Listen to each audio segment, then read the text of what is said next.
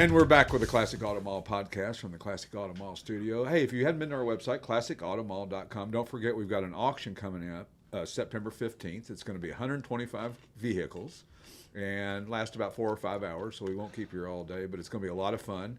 You'll be able to get more information on our website here in the next couple of days.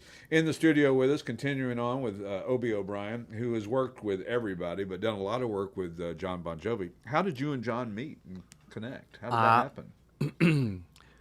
I was working at the Power Station recording studio in New York, which was like Nice. the place. Mm-hmm.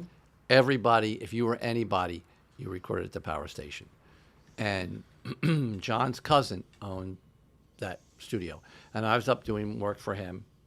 And Jon got hired as a sort of like do a lot of stuff.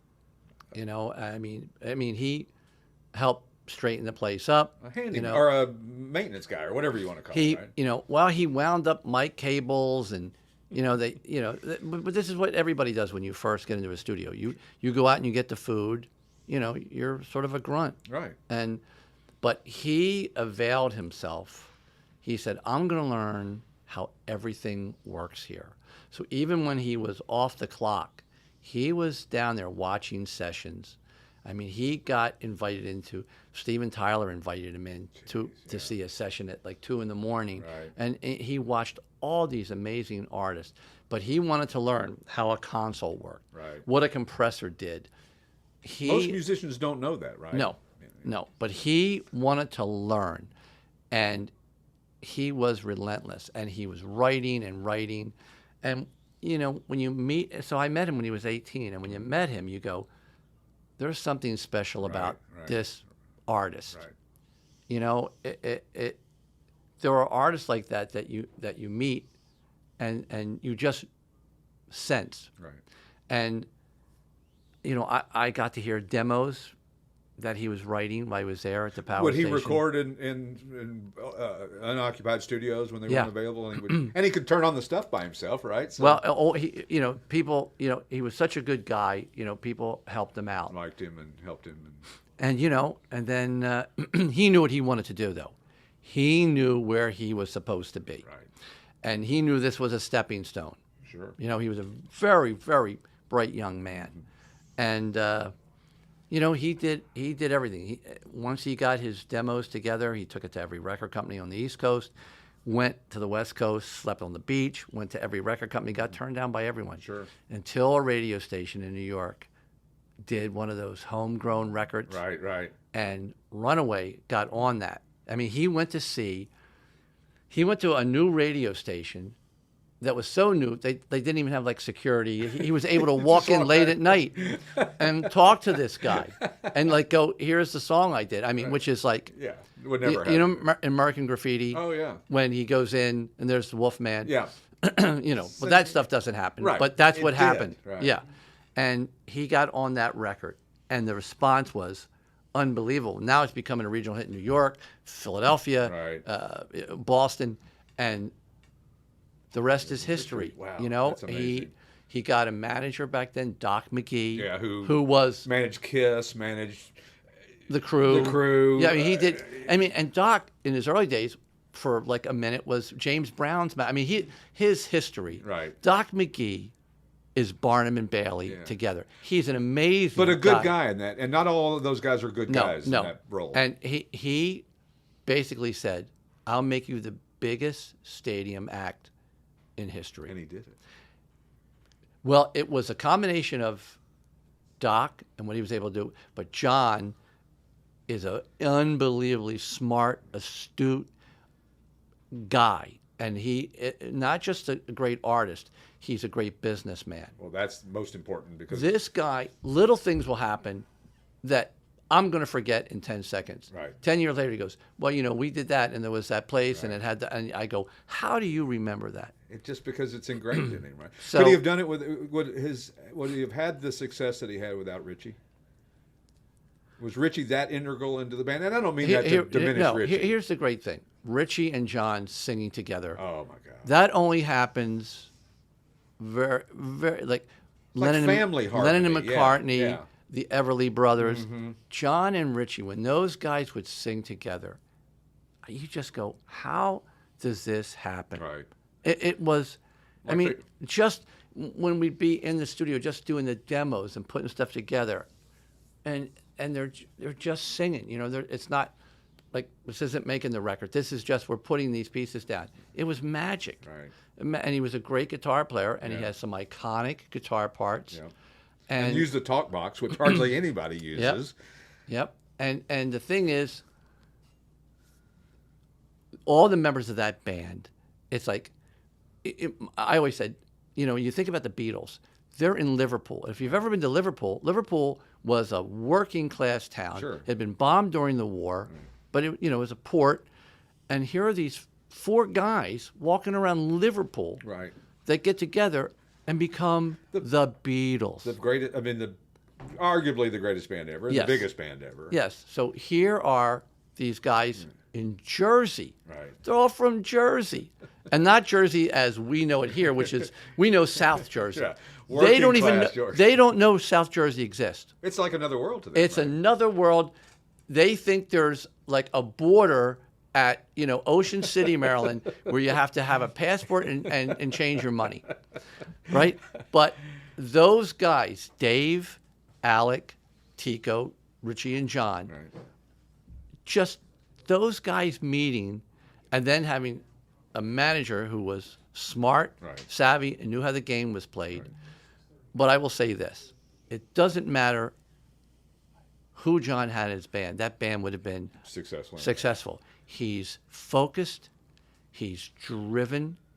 He's just one of the greatest human beings I've ever met in my life. How does a guy like that, when he gets to the twilight years of his career, is it a slow progression to, you know, you're not as famous as you were, not as much in the limelight as you were back when you were doing stadium tours, but he's still as well known as anybody on the planet, right? I mean, his fame hasn't diminished. No, and here's the thing. It's not that he's, like, I look at him, you know, I've known him since he was 18, so we've been friends for 43 years. Wow. Yeah.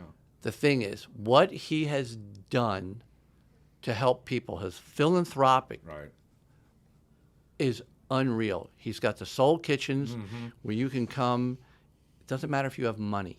You can bring your family and in dignity eat in a beautiful restaurant, beautiful food.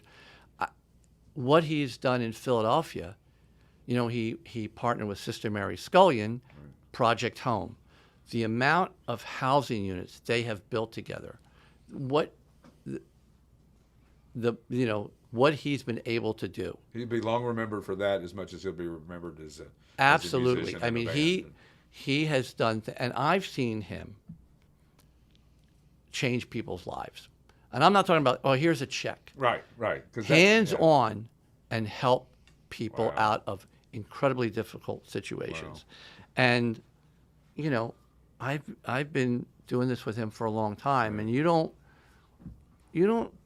stay with anyone for a long, long time for money. No, You no, don't. it becomes beyond. You have something different to than that. you have to believe in what they do. And I admire all the guys in that band. But that's all, probably a two-way street. They believe in what you do too. well, you know, again, I'm lucky enough, you know, that John's children like me a lot. Exactly. And my wife and I we got to be the in-house babysitters, which was really great. That's awesome. So we watch him grow up. But, you know, just everything, what he does outside of music, but watching him create music is, I can't, you know, I watch him write, you know, and I write with these young artists. Sure. And then when I hear what he's done, I go, oh, I suck. And it's the same dictionary, right? It's Yes. the same words. But You just- you know, and I've been, you know, you go to one of our stadium shows, there's 85,000 people, and he's singing Bed of Roses, and people are weeping. And, you know, the fans tell you, what you learn from them is when they're in a place with 80,000 people, the other 79,999 Don't matter. fade away, Yeah. and they have a one-on-one experience with that artist, with that lyric, and it means, and I've had thousands of them come up and go, this happened to me. My mother passed away. My Right. father has terminal. You And can't teach that. I either. was at the end of my rope. Right. You know, I didn't know if I wanted to go on. And then I heard them do this song. Right. and I listen to the lyric, and I know everything's going to be okay. That, I mean, you can't fake that. No. You can't bottle it. You can't buy buy it. Nope. You can't. And he used to come into Philly and watch bands at the Spectrum, and bands would go on, 2.5 hours late, and he said to himself, "I'm never going to be that guy. Right. I'm never going to be that band," and never went on late. Right. And in the whole history of the 2,348, whatever, how many concerts, I think they've had to, close a show down maybe 4 or 5 times. Out of all those shows. Yeah. Wow. I mean, he understands what it takes for people to come to a show. Right. If you have kids, you got to get a babysitter. You got to get in your car. You got to drive to the venue. The venue's going to charge you $25 or $30 to park. You're going to go in. You're going to have a crappy hot dog that's $9. You're going to have a watered down beer that's $12, and then you have to buy your seat, and you want to buy some merchandise. Right. And then you get some guy who phones in the performance. Yeah. Not him. And I've never, ever seen this guy even come close to phoning Right. in.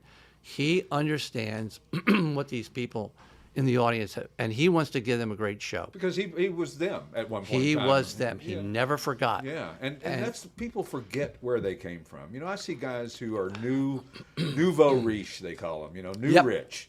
And they're just rude and mean to people. And it's like, you were a nice guy before you had money. I like you much better when you were broke. Yep. Well, money sometimes makes people think, They're better than somebody. Yeah, it's a. And don't get me wrong. We like money, I right? like money. I like money too. Like being able to pay the mortgage. Yeah, exactly, and not worry too much about being it. able to go to Whole Foods and buy the Angus beef instead of some fancy soda for $14. So let me ask you a question. I know I read somewhere, and maybe I'm wrong. Did John give you a car? Was there a gift involved with a yes. hot rod? Yeah. So I call him Elvis, or Elvi. I call singular of Elvis, right? So when a lot of times when we talk, I go, "Is Elvi in?" Because nobody except our immediate, right? Because they know it's you. He's given me a few cars. A 1959 Cadillac. Wow. He gave me the hot rod. The 32 Deuce Coupe. For a Christmas gift. Oh my God. Yeah. Did you? I mean, that's got to be pretty emotional for a guy that you work with to just say, "Hey, look, I was thinking of you so much that here is this." Well, you realize you can never repay him. Right. For his kindness, you can never repay him. Which is good and bad, I guess. I mean, you realize that he's doing it because he wants to do it. He doesn't expect anything from it, but because I've gotten ridiculous gifts from him. Like, I'll tell you a gift I bought him one Christmas. Right. It was this little piece of granite. Right. And on it was a clock. And I opened the thing, and what you do, you put what ethnic background it is. So, Right. You put Italian, Right. you put his age, you put what country he lives in, Right. what part of the country he lives in. This thing figures out how much time he has left before he's dead. And it starts counting backwards. That was one of his Christmas gifts. And it was on his desk for a long time. Oh, and I it love finally it. it You finally gotta chuck got against it the finally time. got Well, talked. time is Because getting old. that's the kind of gifts I looked for to give him. Yeah, because what are you going to go buy him? You buy him a Rolls Royce, it will be. Because I remember him looking at it. He goes, "What's this?" I go, "This is how much time you have left." Right. Yeah. Which I thought was like incredibly hilarious. Yeah. But Some people may not have exactly seen it that way. he got it. He got the joke. Does he still love cars and still mess with cars and Loves cars. What's his daily driver? What does he love? What is his go-to car that he drives? They've got a few, but like I said, his favorite car is that Chevelle. That Chevelle. Still. And he's had that for how many years? Oh my now? God. 20 years maybe? I mean, it's been a long time. Yeah. It seems like just yesterday we had it in my shop, but I know it's been a Longer than long that. time. But he's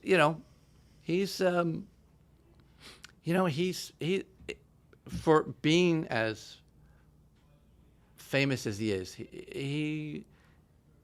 his life is pretty simple. The stuff Sure. that gives him joy, Sure. like the philanthropic stuff. He'll go down to the Soul Kitchen in Red Bank, New Jersey, Right. and wash dishes all day. No, but who would do that?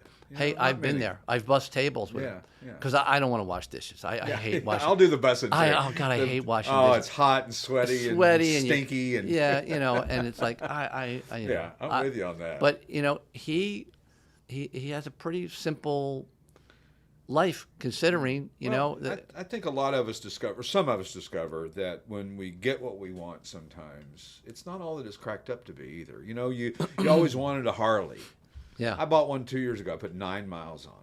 It's like, wait a minute, did I always want one, or did I think that was just something that I had to have for the show that I've made it, or Yeah. whatever it is, some odd reason that. I looked at the mileage of my hot rod, and in the last 2.5 years, I've put 306 miles on it. Right. I mean, that's shame on you, and but I will tell you what, I've loved all the old cars I've had, and Sure. I've had 100 cars. Sure. Loved them all.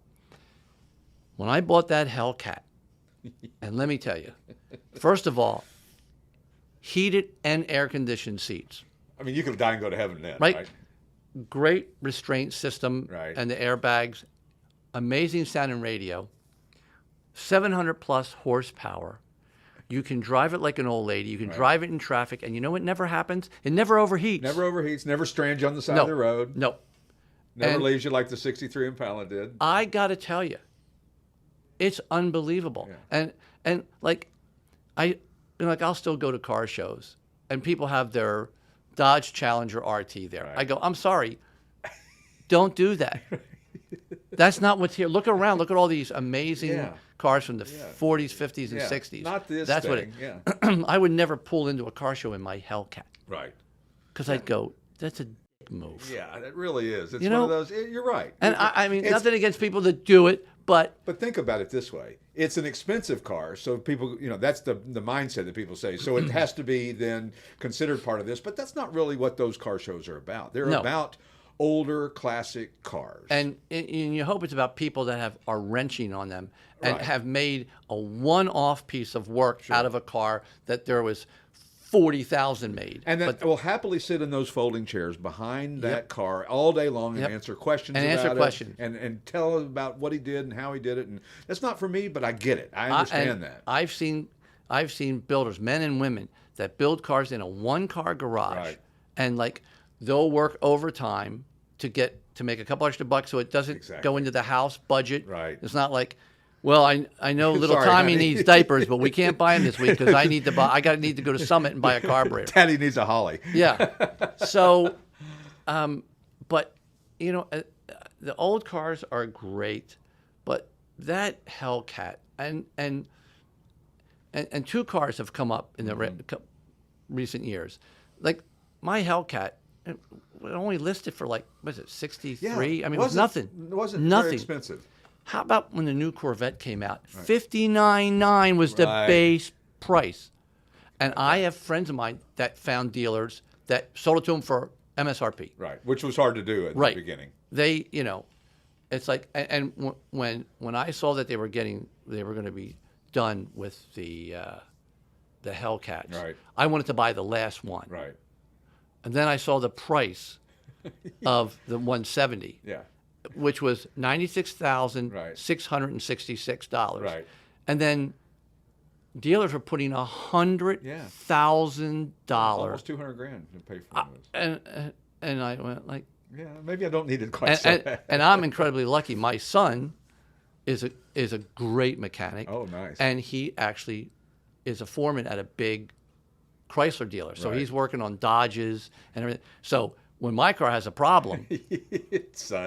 but he's great because he's built cars, he's built motors, Mm-hmm. and he's just he loves, And that's what it's all about. I mean, that's ultimately what we do here on a daily basis. Yeah. And what you did for your career is doing something you love. I I love- have as equal amount passion as I do for cars as I do for music. I love Yeah. both of them a lot, and it's a lot of fun. And thank you so much for being on well, the show today. thanks for having me Yeah, up here. we'll This do it place- again. This place is great. Well, thank you so much. I still have 8 pages of stuff to talk about with you that we didn't even get to. So we're going to have to do this again. I'll come back another time. Yeah, please do. Once again, Obie O'Brien in the studio with us today. Thanks so much for listening. Thanks, Stewart. Thanks for having me. Classic Auto Mall Podcast, classicautomall.com. We'll see you then.